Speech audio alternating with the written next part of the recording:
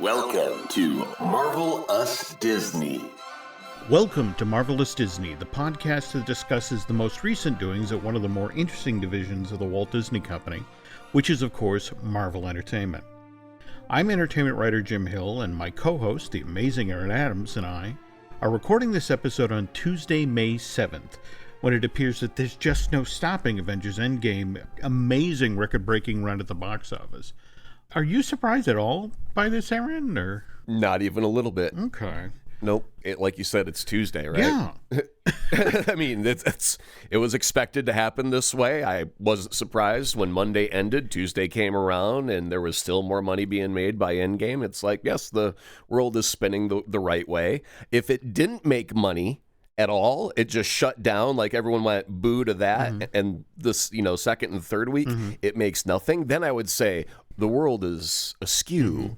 But today, it spins freely with no problems. Okay, well, let me throw an anecdote out here. I'm at home recording this right now. Nancy is actually driving back from the theater. She went out today with her water aerobics ladies. And I have to stress here that she teaches a very active but very geriatric class of ladies.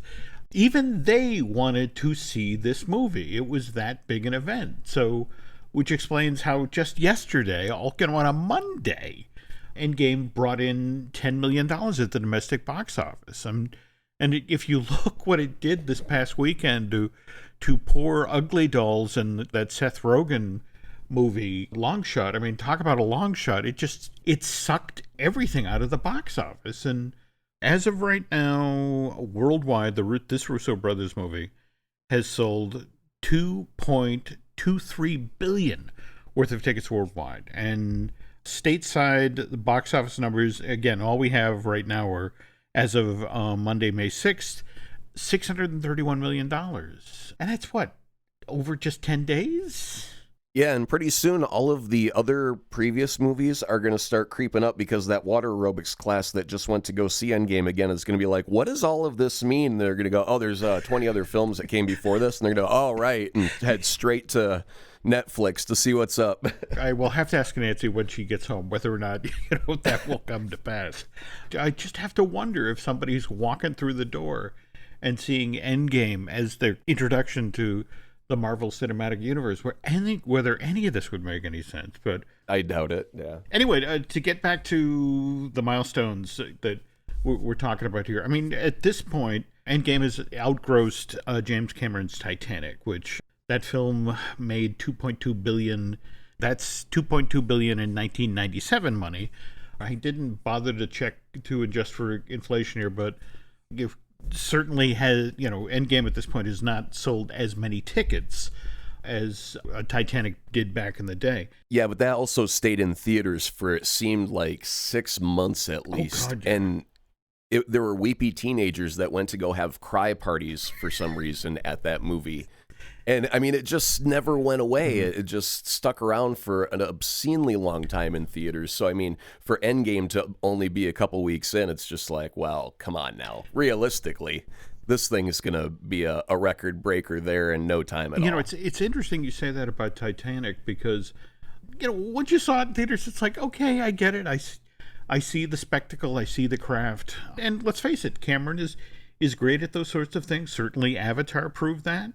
And Endgame having just blown past Titanic, now all of the discussion is, wow, is there enough gas in the tank to make it possible for Endgame to eventually overtake James Cameron's Avatar, which came out in December of 2009 and eventually sold $2.7 billion worth of tickets. And which brings us to kind of the interesting problem that Disney is facing right now. I mean, they are thrilled that this Russo Brothers movie has made as much money as it has, but at the same time, having just completed the acquisition of Fox, back in March, now James Cameron isn't just the guy that they did the Avatar theme park thing at Animal Kingdom. He's now a Disney employee or a collaborative partner. And more to the point, he's been working on all those Avatar sequels since September of 2017. And tomorrow Disney is having its quarterly earnings conference call. And so it's kind of interesting that this info gets pushed out the door, but they put a literally release dates out as far as 2027. And where it gets interesting is that Avatar 2, which was originally supposed to come out in 2020, has now been pushed back to December of 2021 to fill the spot that Avatar 2 previously sat in Disney's release schedule for December of 2020. They've got Steven Spielberg's West Side Story, which I guess is just beginning to shoot, and that's supposed to open December 18th of next year, and then Disney's live-action version of it's the origin story for Cruella de Vil, which I know, Aaron, has been keeping you up at night, all of those unanswered questions. Mm-hmm. Yeah. We had talked previously, Dan Z and I, on looking at Lucasfilm about, Iger at the last earnings conference call mentioned that once Episode 9 was going to come out, that the Star Wars film series would go on hiatus. And it's like, well, okay, so what sort of hiatus are we talking about here? And it turns out that Avatar 2 comes out, again, December of 2021, and then in 2022, and in pretty much the exact same slot, we get the first installment of a brand new trilogy. So there's going to be a 3-year break, which those of you who are Star Wars fans remember that was the exact spacing between New Hope and Empire and A Return of the Jedi, and likewise between Phantom Menace, Attack of the Clones, and Revenge of the Sith. And then from 2022 all the way up to 2027, Star Wars and Avatar switch back and forth, trade off the lucrative holiday spot.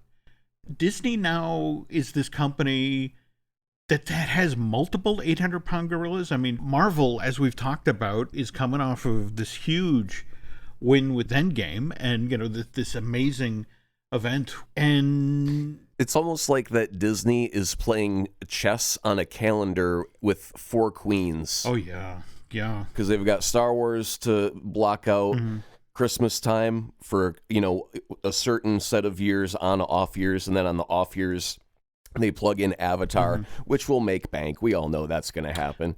And then throughout the rest of the year, they've got Marvel just stomping all over where, if they're going to do 2 or 3 Marvel movies a year, they need to open up like the first, second, and third quarter and leave the fourth quarter clear for, their other queen pieces to put on the board. Really, though, I have to ask, a lot of the reason that Avatar did as well as it did back in 2009 was it was the first 3D movie in decades, and Cameron had done such an amazing job of sort of creating a world that you wanted to sit in it and do that.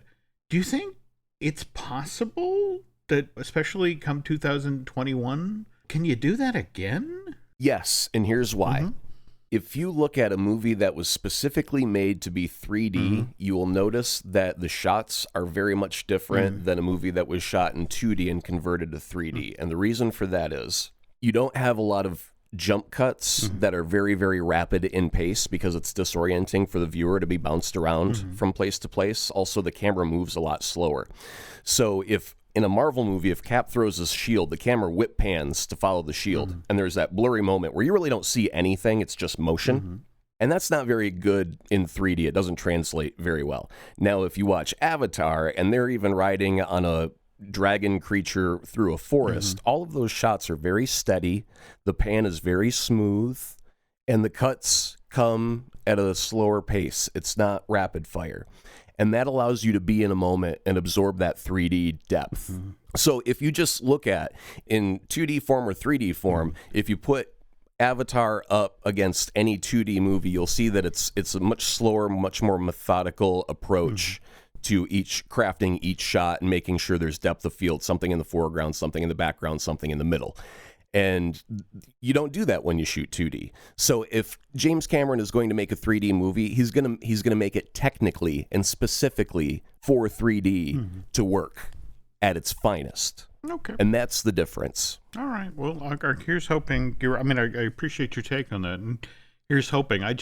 What at least to me seemed to put asses in seats the first time around was no one had ever done 3D like this before, and it's just sort of like, can you pull that rabbit out of the hat again? Well, it's just like when Star Wars came out the first time, it's like everyone thought that was going to be a hokey space adventure because that's what was the norm back then. And when it exploded, all of a sudden there's a weight on Empire. There's meaning to that. It's the sequel to Star Wars, and these are the sequels to Avatar. So it's not just James Cameron coming back and doing 3D by itself that's going to get butts and seats. It's James Cameron finally, after such a long, huge wait for the sequel, people are going to be like, okay, it better be worth it because I waited forever.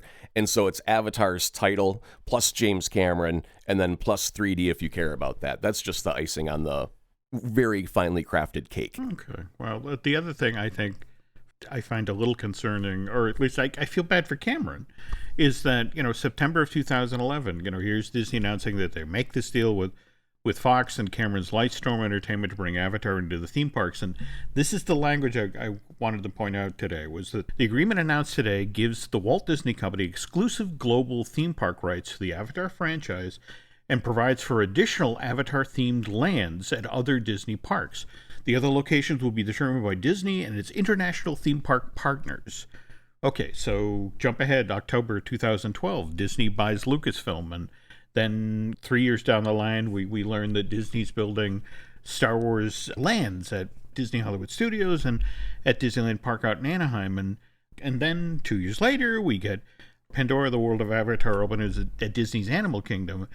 Now we jump ahead to February of 2018, and here's Disneyland Paris announcing its $1 billion expansion, and they're getting a giant Marvel land. They're retheming, the front half of their Walt Disney Studios park to have a Marvel-themed area, and they're building a Frozen-themed land, and then they're going to get a Galaxy's Edge as well. And at no time does anybody mention anything about Avatar. The only place I've ever heard an Avatar land ever being considered was for Tokyo Disneyland, which, to double back to Endgame quickly, the one place around the world where Endgame is not number one at the box office and making bank left and right is Japan.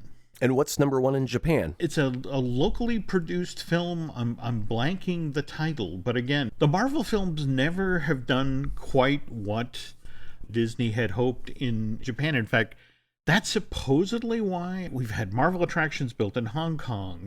We've got this giant thing that's being built in Paris, and likewise the work that's being done in California. But nothing, absolutely nothing announced for Tokyo Disney Seas or Tokyo Disneyland. And evidently the Oriental Land Company is like, yeah, superheroes, we don't need that. But anyway, we were talking about this document that Disney put out there with release dates. And again, Aaron, what's fascinating about this is this is the first time where Disney sort of puts the roadmap out for, this is us trying to figure out how to mesh the schedules of the things that are already in production for Disney, for Pixar, for Lucasfilm, and Fox, along with Marvel Entertainment. And one of the projects that you and I have talked about previously, The New Mutants, once again got its release date kicked down the road. It's now April 3rd, 2020. They're not going to be the New Mutants by the time they come to the show. They're going to be the middle-aged, ready-to-retire mutants by that point they come out. Well, the AARP mutants. You're not wrong. In fact, I think the thing that's got to kill them, wouldn't you love to be bringing your movie that stars Maisie Williams into theaters right about now? But I guess, given what you've said previously, Aaron, about how Marvel is smart enough to sort of trick things up about, when you look at a Deadpool that can be funny and edgy and R-rated, or you look at something like Venom, which I know you didn't much care for, but did work the Venn diagram for horror and that sort of thing. What's kind of interesting about The New Mutants is that Josh Boone, when I guess he was originally pitching this to Fox, what if we did something with a younger cast that was edgier, that pushed closer to horror? And Fox doesn't necessarily totally sign off on this idea. But then Deadpool comes out in February of 2016, and it's like, okay, maybe we can have a little bit of a young adult vibe to this thing. And so it gets shot July through September of 2017. It's actually shot in the Boston area at Medfield State Hospital. And then Josh Boone has them deliberately cut the trailer so it looks like more of a horror film, and actually the trailer drops in October of 2017, just as, in fact, the most recent reboot of Halloween with Jamie Lee Curtis comes out. And it gets a really strong reaction then. So he's really, really pushing for let's make this a horror movie. Let's go back and let's do some reshoots and let's make this a horror movie. And the problem is, as he's pushing this in November of 2017, this is when we're just beginning to learn that Disney is pursuing Fox. And of course, everybody at Fox suddenly begins to kind of second guess themselves, where it's like, wow, if Disney's buying us and they do the MCU and they only do PG rated stuff, maybe this wouldn't be such a good idea. So we begin to see the New Mutants release dates start to get pushed back. January of 2018, we hear it's going. Now the movie's been pushed out to February of 2019, and then Logan comes out a month later. Also R-rated, make $619 million worldwide, clearly a hit, clearly shows that just like with Deadpool, there's a hunger out there for edgier R-rated stuff. The difference is that it's not the R rating that they're backing off from, it's the horror aspect. They've always had their mutants have always been in strictly the superhero genre of some form. And this is really, I don't want to say breaking the mold entirely, but the MCU learned how to do their own separate styles, but still be able to connect them all. And I think that Fox, they don't have that experience of breaking off of the norm like that with this specific brand. Stacey Snider, who's recently stepped down as Fox chairman, when she was talking about New Mutants in September 2017, she described the movie as Breakfast Club detention story, only set in a One Flew Over the Cuckoo's Nest kind of institutional setting. And then she was trying to describe the overall genre of the movie. She said it's a haunted house movie with a bunch of hormonal teenagers, only in this case it's really superheroes meet The Shining. So that's a lot of things for a movie to try to be. Well, I mean, I can get the overall concept is a bunch of kids in an asylum. It's dark, it's creepy, it's haunted. They have powers, go. I mean, it doesn't have to be haunted, but I mean, there are mutants that have really odd powers. So some of the powers themselves, when manifested, can add to the creepiness factor. I'm sure if Nightcrawler were to suddenly just bamf right next to you and you smelled sulfur and you turn and there's a blue demon looking dude with a tail and a whole bunch of carvings into him, you'd freak out.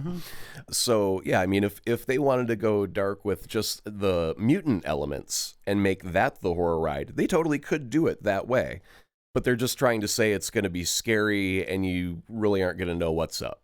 Well, speaking of scary, I mean, Josh Boone, the gentleman who directed this, who wrote this, he's wanted to make a big screen horror movie forever. I mean, back in February 2014, Warner's hired him to do a movie version of Stephen King's The Stand, and he'd pitched it as a 4-movie epic, and that movie stalled out due to budgetary things. And later that same year, he's in conversations with Universal Pictures to do a big screen version of Anne Rice's The Vampire Lestat, and that one falls apart because evidently Universal somehow boggled the movie rights. And as recently as December of 2016, he's written a version of Stephen King's most recent bestseller Revival, and he's going to turn that into a movie. And so this is a guy who's really, really, really, really wanted to make a horror movie. And so here comes Venom in October of 2018, and $100 million budget, sells 850 million tickets worldwide. But he's sitting around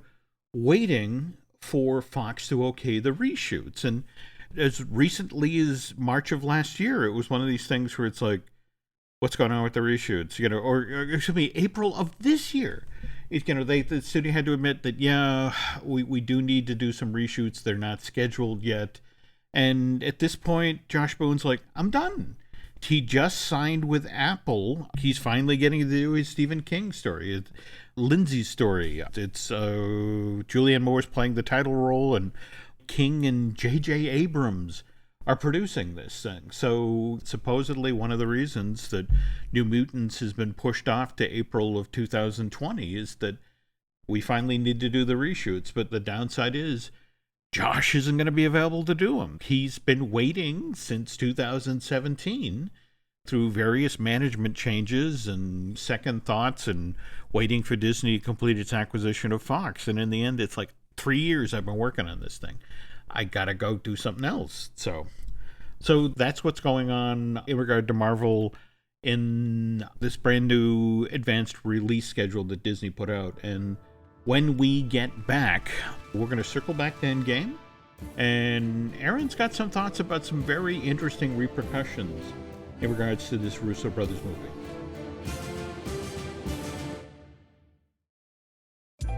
Introducing Meta Ray-Ban Display, the world's most advanced AI glasses. With a full color display built into the lens of the glasses, it's there when you need it and gone when you don't. Send and receive messages, translate or caption live conversations, collaborate with Meta AI, and more. Be one of the first to try Meta Ray-Ban Display. Visit meta.com/Meta Ray-Ban Display to book a demo and find your pair.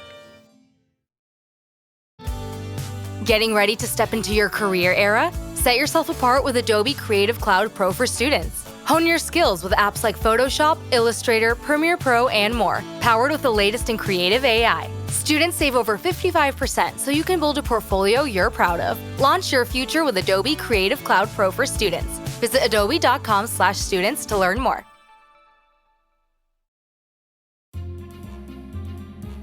Where do you want to pick up? Because this is such a dense film. There's so much to talk about. The first time that we reviewed the movie, we reviewed what we saw on screen, but there were some things that happened off screen that we really hadn't considered because it was almost like a throwaway scene. The end with Steve Rogers where he goes back in time.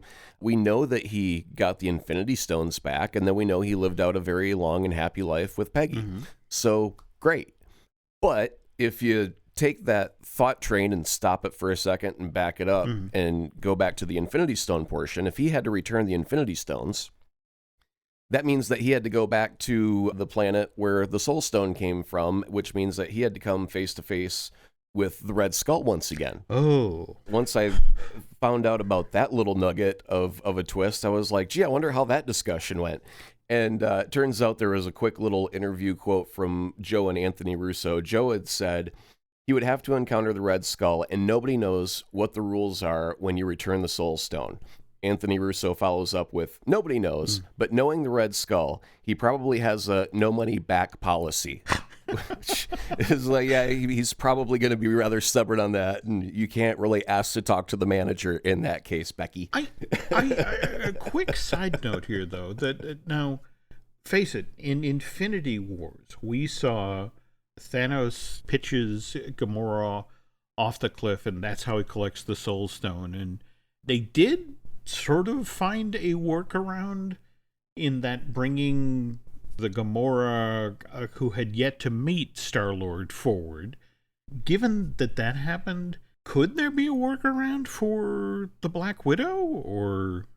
There very specifically is, and we'll get to that last because that is actually going to come into play probably a lot sooner rather than later. I don't know about Black Widow specifically, but I just know that there is now a doorway that opens that opportunity should Marvel want to venture down that path. Okay, all right, we'll continue on. One moment that came at the end of the film and also the very end of filming.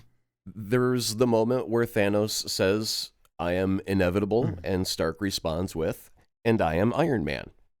And it turns out that Robert Downey Jr. didn't want to go film that particular line at that moment because the movie had already wrapped and the Russo brothers were in editing. And that was one moment where they didn't have the perfect comeback just yet. And so they were still kind of toying around with ideas at that point, but the movie was mostly assembled and put together. And it was their editor, Jeff Ford, who said, what about, and I am Iron Man? And so they had to have a lunch with Robert Downey Jr. and convince him to come back to shoot this one scene. And I think the reason Robert did it, the way it was quoted, it just seemed like it was an emotional place that he didn't want to go back to because it's kind of tough as an actor to venture to those places. And he ended up going back to do it. But to make this last bit of filming for Robert Downey Jr. a little bit more bittersweet, it was filmed right next door to where Robert Downey Jr. had auditioned to play Iron Man over 10 years ago. No, really? Yeah, as the story goes, I only read the interwebs. I cannot prove the interwebs, but that's what the interwebs had told me when I was looking around for information relevant to Endgame and whatnot after we had seen it. And, you know, sometimes people criticize when people or when movies go back for a reshoot, like it's broken or something like that. And it's like, no, maybe they just haven't found the right, perfect moment for a specific scene. And, you got to just film 3 or 4 different things. And if they all aren't just hitting right emotionally for the director, guess what? They're going to write another one and they're going to film it. And aren't you glad they did? Because this is apparently the last thing that was ever shot for Endgame. There was this great story about Jon Favreau who fought with Marvel about, I want Robert Downey Jr. for this part because, the whole emotional overlay of where Downey was with his career and how damaged Tony Stark was at the top of the movie. It was this amazing Venn diagram. But at the same time, what Favreau loved about Robert Downey Jr. is that he loved to ad-lib on the set. And so they'd work on the script and overnight they'd come in with new pages and Downey would just hit the ground running. And on the other hand, here's poor Jeff Bridges, who's very, very old school. I mean, again, Lloyd Bridges' son comes up through the system, and it's just sort of like, there were so many mornings where I'm just sitting in my trailer waiting to begin working, and it's like, well, we haven't finished the script pages for today yet. And he said, eventually I just had to sort of resign myself to okay, I'm in a $180 million student film, and I will just roll with it. And Robert's going to say something, and I'm going to say something, and then we're going to shoot the scene. But yeah, and I'm fairly certain that even though Stark has been eliminated from the MCU, I still have a feeling we're going to be seeing his face because we already kind of sort of have in the new Spider-Man trailer. That's a very interesting point. So often when Aaron and I are recording these shows, we can virtually guarantee that within 24 hours, whatever we're talking about, a trailer will come out to contradict that, or a story will break, or that sort of thing. So this is really the first time in a while we're on the right side of a trailer. Yeah. Spider-Man Far From Home dropped yesterday, so we've had the luxury of eyeballing this trailer. And you're right, I should have expected this, but I was honestly kind of surprised by the tone about, we are definitely post-Endgame, and the world is mourning the loss of Tony Stark as this thing gets started. Well, I also think it's a good way to not reveal a darn thing about the plot of the movie, is taking a look backwards at, remember Tony? Wasn't Tony a great guy? Oh, we all miss Tony. Have we killed 15, 20 seconds of trailer time? Okay, let's move on. Okay. Right? Yeah, but at the same time, I mean, I loved that scene with Happy. There's a few of them that with Happy that were really good. The very last scene with Happy and the kids, and you work for Spider-Man? No, I work with Spider-Man. And then the plane explodes, and okay, a new plane. Yeah, no. I mean, I have to admit that there really is an art form to cutting together a great trailer, and that truly is a great trailer. But at the same time, lots of amazing little tidbits dropped in there. Oh, no. Not little tidbits. I mean, massive things just plopped out there. I mean, these are things I would think are normally reserved for the film itself. You don't put this information in a trailer, which almost makes me think that it's a MacGuffin. It can't be happening, but I also think it's happening. There's a line with Samuel L. Jackson where he mentions that Mysterio's from Earth, just not our Earth. And then Peter replies with, there's a multiverse? And so, boom, that right there cracked open a huge thing. And, it was exactly what I was hoping for a couple episodes before Endgame came out. I was hoping that Endgame would kind of crack open like an egg and allow us into the multiverse by the end of the movie. And I just missed it by a movie. It ends up coming in Spider-Man. When the trailer came out, I remembered one thing very, very specifically, and I sent you a image of that moment, and it's Dr. Selvig from Thor 2 Dark World, and he's standing in front of a chalkboard, and it's got basically the 9 realms that they were dealing with in that movie drawn out in the chalkboard. However, in the background, fake math and sciencey stuff that's scribbled all over the chalkboard, there's a couple of things that do have significance to a comic book nerd, specifically a Marvel comic book nerd, is the number 616. Look at that. Oh my God, you're right. Holy cow. Yeah. 616 is sitting there next to his Dr. Selvig's head, basically right in the center of the shot, so you can't miss it, and it's underlined 2 or 3 times. So you really got to catch it. And the thing about 616 as a number is that is the prime Marvel universe. So if I were reading the Amazing Spider-Man comic book, that adventure is taking place in Earth 616. Now, I myself, being on this real Earth, is known as Earth 1218, where superhumans do not exist. So we all have designations. So what I know now, because they had that 616 there, is that we in the movie theater are still on Earth 1218. The MCU is taking place in the Marvel Cinematic Universe galaxy. It's a different realm from ours. That is the 616 universe. And also, the other thing that I didn't think had any merit to point out up until just a few hours ago when the Spidey trailer dropped is on the other side of Selvig is the word fault. And the fault is a crack in space-time where other universes leak through, so heroes from a parallel universe can come to us, or we can go into their universe. As Nick Fury had said in the Spider-Man trailer, that there's when the snap happened, it split open and allowed this multiverse to happen. If that be the case, then possibly the fault that was scribbled on a chalkboard all the way back in Thor 2 is now a relevant Easter egg to go back and check out, because that may be the place where we travel to and from. So in theory, we could get a Black Widow back through that? Well, not necessarily get Black Widow back. We would get a different Black Widow, an alternate universe version of Black Widow, where maybe she never teamed up with Hawkeye specifically, and they have to learn how to rebuild their friendship from scratch. Something like that. So this does allow with time travel now in the MCU, and we got, apparently Scarlet Vision taking place back in the 50s, apparently. You're going to have time travel in the MCU to go at any point in time. And then along with the multiverse, you can literally go anywhere in time. And I also wanted to point out, while I was talking about Earth 1218 is where we are, 616 is Amazing Spider-Man. The Ultimate Universe is Earth 1610. And just for a point of reference, Miles Morales was born in the Ultimate line of comic books. So Miles Morales, the Spider-Man Into the Spider-Verse, technically should be taking place on Earth 1610, and they would have pulled a Peter Parker from Earth 616.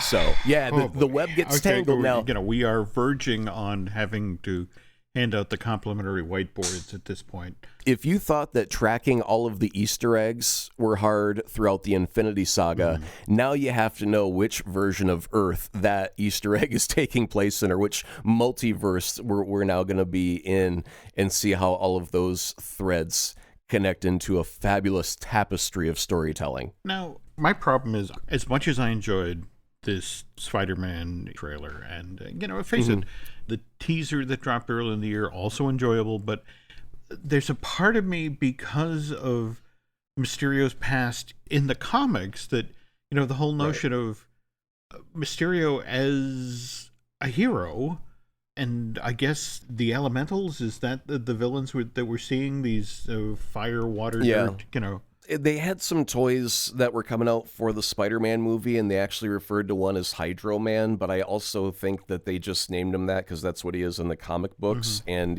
that's what he is, normal man-sized.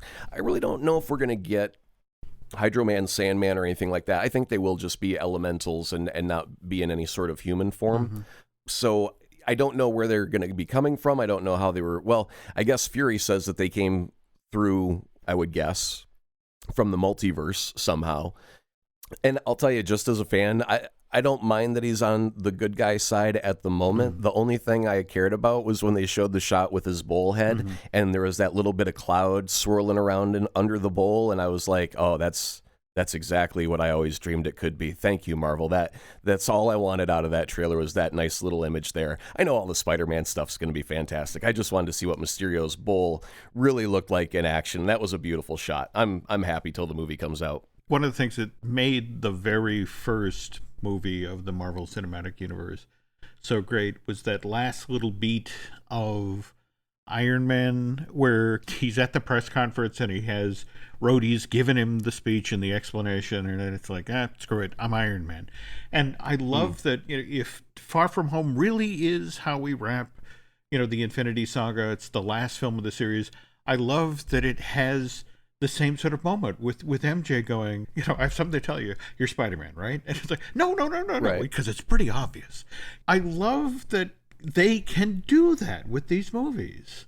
I'm buying a ticket to go into the theater just to see that scene. Yeah, well, I mean, there's the old superhero trope of I've got a girlfriend and I can't tell her because then she'll be in danger. And they almost turn half of an hour of movie time into the will I tell my significant other about my secret identity. They did it with Superman and Lois back in the day. So this is one of those times where it's like we've seen that scene in all the movies. So let's not do that scene. Let's just have him walk up and go, hey, by the way, and she goes, oh, you're Spider-Man? And let's move on with the movie, right? That's the thing of a really well-done trailer and playing with your expectations.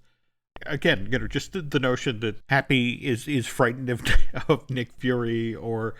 There is the scene where Nick Fury tells Peter that he's going to have to help them while they're over in Europe, and Spider-Man says, but I'm just a friendly neighborhood Spider-Man. And Fury's response is, please, you've been to space. Yeah. Very, very much looking forward to this dropping in a couple of weeks, but it may have trouble finding theater space given that Endgame keeps rolling on and on and on. On our last show, you were talking about the 35 different endings for Lord of the Rings. How, it just, you had the half hour of ends.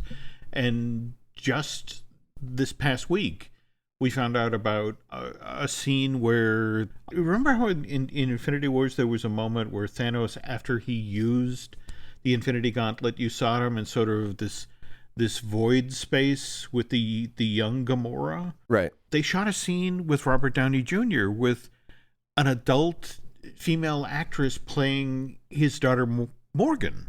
Which kind of gave him permission to go on into the afterlife without them. And I'm glad they left that off. Well, yeah, but that's the thing. The Russo brothers evidently looked at it, and it's like, he doesn't need more closure. He's got closure. Right. And we don't need to put icing on the icing. Well, I mean, we've only been introduced to the little girl version of the daughter in this particular movie for, maybe 50, 60 seconds of screen time, and then to throw an adult version and adults for us in the audience to immediately make the connection. Oh, that's obviously the daughter that we know so well, who's now for some reason an adult, because why does she need to grow, 20 years in age to... Oh, I get that. But again, I think they were looking to bookend the Thanos and young Gamora moment in Infinity Wars. And then, just sometimes... There's a parallel sometimes with good filmmaking, with good carpentry. And in this case, we don't need that sconce on the end there.